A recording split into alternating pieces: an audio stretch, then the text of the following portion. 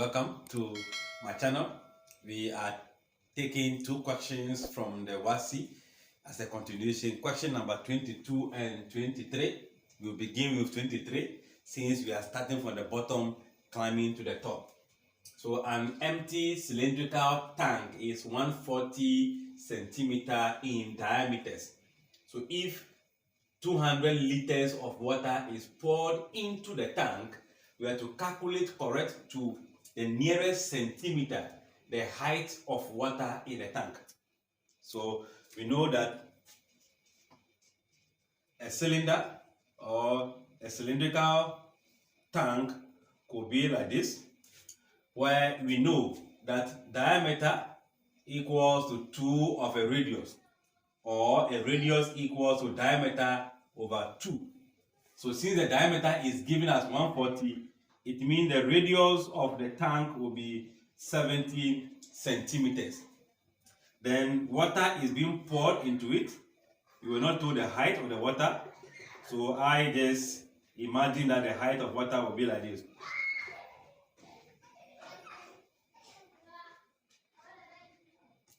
So now what do we know? We know the volume of water. So if the volume of water is known, that equals to the formula for finding the volume of what? Of water of a cylinder, or of a cylinder. Okay. Now we know the volume is given in 200 liters.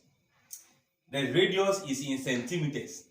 So it means the volume must be in centimeter cube in order to have same unit to work with. So we know 1 liter equals to 1000 centimeter cube. So if 1 is 1000, then 200 is going to be 200 times 1000. So you have 200,000 centimeter cube. That is the water of volume, or the volume of water in the tank. So we know volume equals to pi r squared h of a cylinder. Since the volume is known, radius is known, pi is given, we can do substitution. 2000 centimeter cube equals to 22/7. 70 times 70 times what? H. We know 7 is a factor of 70, so 10. So here we are going to have 200,000 equals to 22 times 7 will be 154. 10 times 10 is 100 times the age. So what do? We divide by the coefficient 15,400.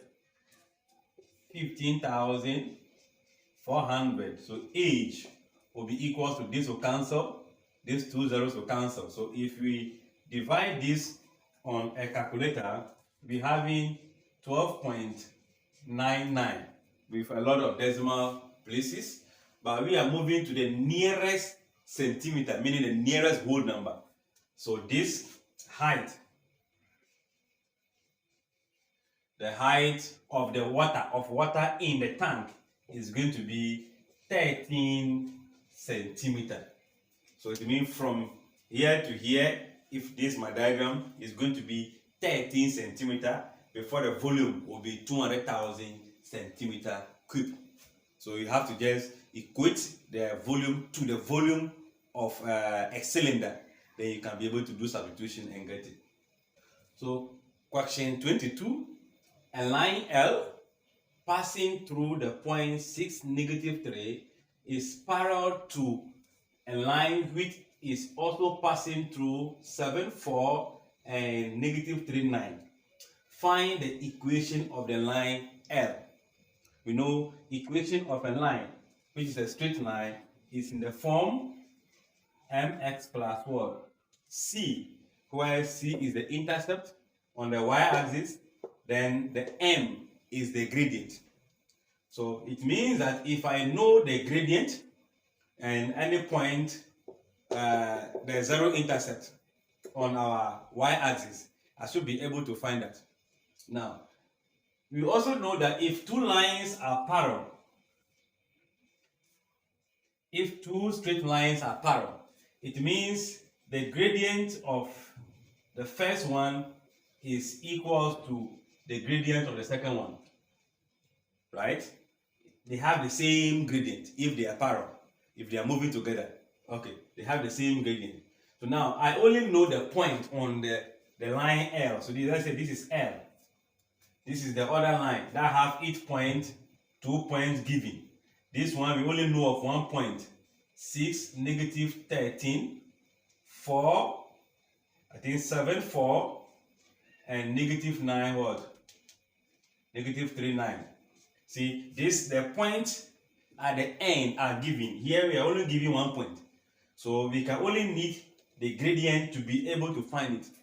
And since the gradient are the same, I find the gradient of the other line, then equate it to the second one. So the gradient of the other line is going to be y2 minus y1, x2, x1. Using the point as in this form, first one x1, y1, x2, y2.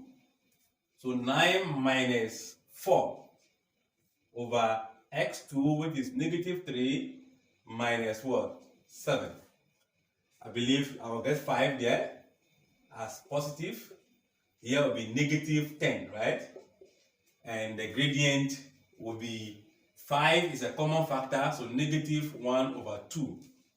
This is the gradient of the first line, which is the same as the second line. So if this is the case, using the point 6 and negative 3, which is your x1, y1, and the gradient, substitute into the point slope formula.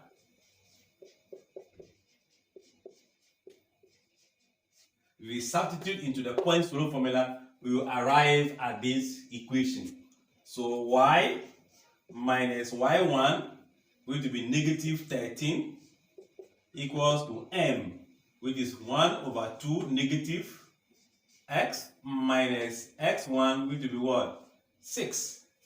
So per the substitution, we know negative negative will give us a positive 13 equals to negative 1 over 2 x minus 6. We have a fraction, so you multiply through by that fraction, the LCM, which will be 2. So 2 will multiply here and multiply here. So you have 2y plus 26, if I multiply this, equals to negative, if 2 is here multiplying, it will cancel the 2, leaving negative 1.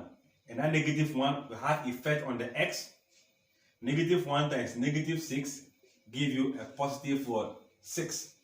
So what do? We send the 26 to the other side. Since it is negative, positive, we subtract it from both sides. So 2y equals to minus x plus 6 minus what? 26. Don't forget, we can get a value here. So this is going to be 2y equals to negative x minus what? 20. If we want to write the equation in the general form, as in the y equals to mx plus this, I divide through by what? The coefficient, which is 2. So I'll be having y equals to negative 1 over 2x, if I divide this by 2, minus 20 over 2. That could be summarized as negative 1 over 2x minus what? 10. That is writing the equation in the equation of a straight line formula, not in the standard form. So if you want to write it in the standard form, then it means right away from here, we shift minus x and 6 to this side, so that we get 0 there. But we are leaving this in this form because the question presents the answers in this form, and that will have been option C. If we were to solve this, it would have been the option C. Alright, I think the concept is clear. Thank you for watching. Like, share, and comment. Don't forget to subscribe if you are